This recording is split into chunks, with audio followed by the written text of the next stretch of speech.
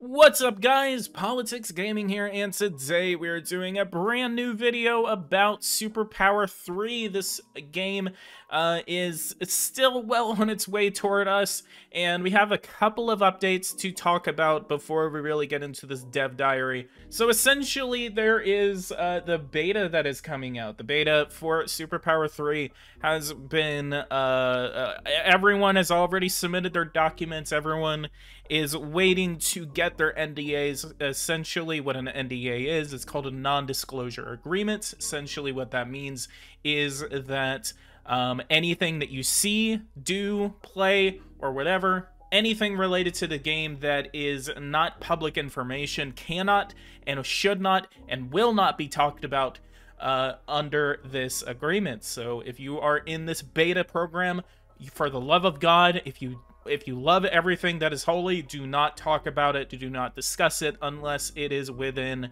the confines of whatever THQ/Golem makes for us.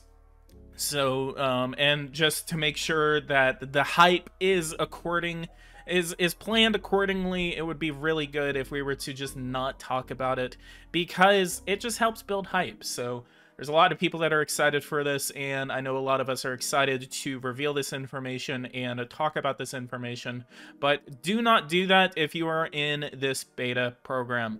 But without further ado, we're going to go ahead and talk about this, and we're going to talk about Diary Dev 4 data. So probably the largest challenge in developing a game like this, apart from everything else, is in the fact that we're grounding it in reality. To achieve this, we knew that just having a game design that wasn't going to be enough. We needed actual people who would be responsible for amassing, validating, and monitoring the database of the game, and to determine how that database evolved in real time.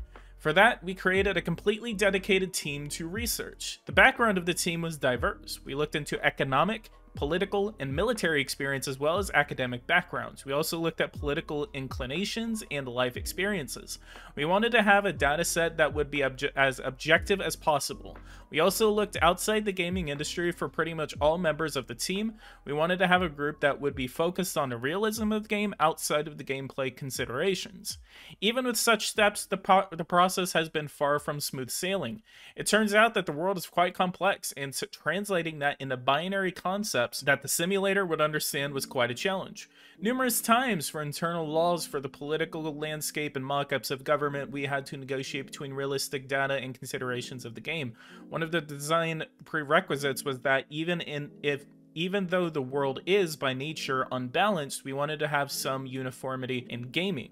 We couldn't, for instance, consider local concepts like the Electoral College in the United States or the two-tiers presidential elections in France. Such local realities, while adding to the realism of the game, would mean inconsistencies in gaming considerations and game design. It is impossible now to determine the amount of time we had to go back to the drawing board because we had to either fit the data into the game or the game into the data. One of the things that we started early on with the research team was weekly news overview. Each member of the team was given a region of the world to monitor, and each week we had a meeting when we talked about our region and how the real world elements could and would fit into the game. These sessions were meant to connect design and data and to make sure that we are designing something that could be expanded and would fit the news. Of course, throughout the development, we had to adjust and cut back. The initial UI and presentation were very much like it was in SuperPower 2, and that it was very complex and old-fashioned. We didn't want to dumb down the game, but we also took the approach that complex doesn't have to rhyme with complicated.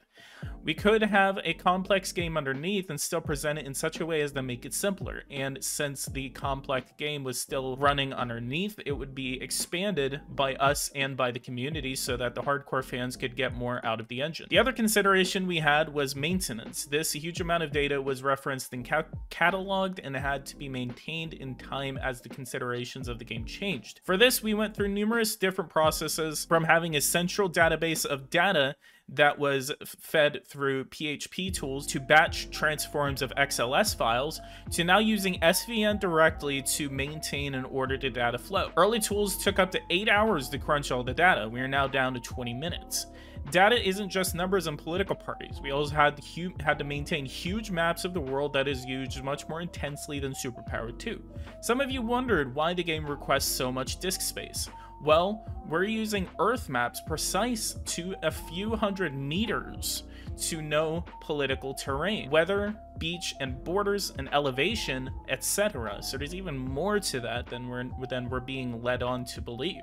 All of that compressed and accessed in real time by the data to determine troop movement, annexation strategies, agricultural resource production, and other gameplay considerations. All of that takes space, of course, and also tremendous processing power. Modern computers are fast, but still limited when our goal is to refresh the screen every 1/30th of a second. Maintenance and reflection of all that data was a technological undertaking that we would prefer not doing again. So we see a screenshot right here. Essentially, this is, I believe what this is essentially more of like it's like a data set. So you have like the starting conditions, and then those conditions kind of expand off into different kinds of endings. So this is kind of like if you've ever played Detroit Become Human, it's essentially like that, where it's like you make one choice and then it expands off into other choices, then you have other choices to take on under that, and then it kind of continues to go. And then as well, I'm really excited for how big this game is going to be. It's going to be the largest political / military / geopolitical simulator ever released. I mean, Power and Revolution is already getting up there. We're already nearly at 10 gigabytes on Power and Revolution.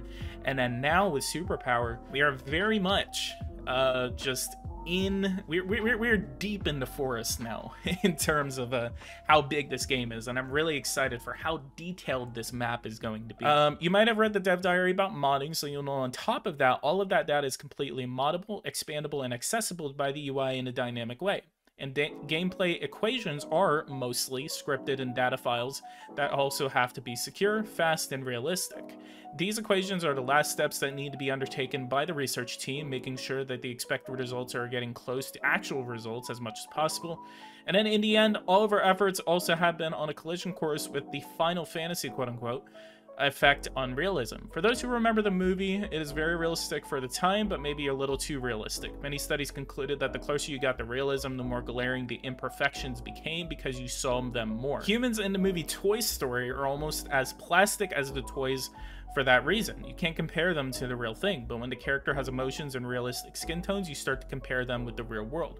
All imperfections have become that much more glaringly obvious. In the same vein, if you played SuperPower 1, it was very simple at the time, so the realism flaws were more tolerated because it was clearly a simplified game. In SuperPower 3, we're getting closer and closer to the real thing with the increase in computing power and our own expertise in developing these things. So we hope that for all of our efforts, players will remember that this is just the game and that underneath, the simulator had to make simplified decisions with simplified data, all just to be able to work as a game. Very early on in the project, we watched an episode of Band of Brothers. It's an HBO series. If you guys have not watched it, it's pretty good. And talked about the fact that the characters in this episode were removing their helmets when they talked to one another. This is clearly not realistic. No soldier would ever remove their helmets in a war zone. But we talked about the fact that to make a TV show, the audience had to see who was talking to whom. The makers of the series had to sacrifice some of the realism because of the media that they were using demanded that they acknowledge the audience. Ever since when we discussed the game, we asked ourselves, are we making an online encyclopedia or are we making Band of Brothers? Our goal is not to forget our medium. We are making a game and we are making it for the gamers. You guys will always win in the end. And then we have a good old picture of my boy. I'm just going to start calling him John or something like that. I don't know. What's you guys' name for this guy? Can't even start giving your suggestions for this guy's name in the comments below. So that is the development log right now. Still no screenshots as of yet, and we are still waiting for the NDAs to be sent out for the beta players to have their chance at seeing the game and trying the game for the first time. When that happens, I will not be discussing anything. I am currently in discussions with Golem Labs and THQ to, for one, get news out to you guys the moment it is released. That way you don't see such a delay like you have ever since these development logs have been coming out. Basically, I would have access to that information beforehand, and then I would be able to do that. However, I would not be able to do it until I get express permission from them. But that helps me make these videos for you guys the moment that they release that information. That way I can work on it beforehand. I'm also in talks with them to interview Jean-René Couture, the CEO of Golem Labs, and then just a lot more fun stuff and a lot more collaboration. This is if this does go ahead, and we're still waiting for all the NDAs to be sent out. If this does go ahead, this will be the largest interaction that my channel has ever done. I mean, I am working with a company that, I mean, if you guys remember Destroy All Humans, they made Destroy All Humans. I believe that the American company THQ made Destroy All Humans, but they are making Destroy All Humans 2.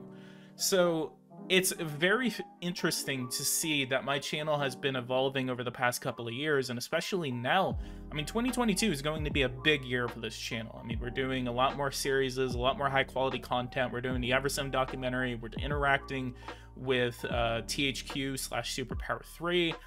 We're doing a lot of really big moves for this channel, so it won't surprise me if we actually get several thousand subscribers this year. So if you guys want to see more content like this, hit that bell notification icon so you don't miss anything whenever I do make it for the channel. Make sure you subscribe. I really want to hit 10,000 subscribers, and we are going to be making SuperPower 3 content every single time we hear news about it, and whenever the game does come out.